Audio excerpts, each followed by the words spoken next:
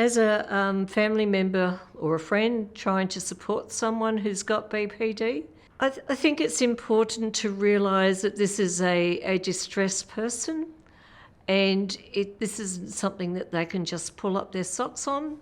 So just coming up with solutions, particularly simplistic solutions, why don't you just, tends to be really unhelpful, because the person is feeling distressed, and then to have someone coming up with this quite simple solution, oh, well, why didn't I think of that myself, is actually compounds that distress.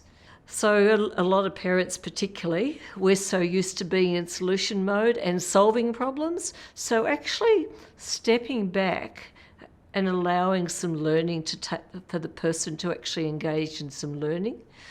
And sure, there might be a few stumbles along the way, and this is particularly challenging around the self-harm. So around the self-harm, I think that I also need to add that there's no hard and fast rules about supporting people who are self-harmed. It's a decision that you need to make depending on the evidence and what you see. However, as a general rule, constantly stepping in and rescuing actually makes the person feel more unwell. So my suggestion would be that when the iron is cool, you try and to have a discussion with the person as to what they feel might be helpful or unhelpful.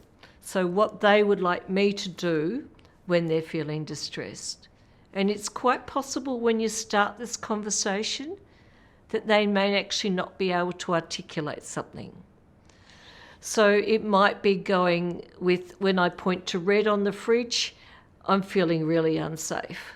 So there doesn't actually need to be any verbal communication, because people with BPD often find it really challenging to link a feeling to an emotion. So asking them at the time, what can I do?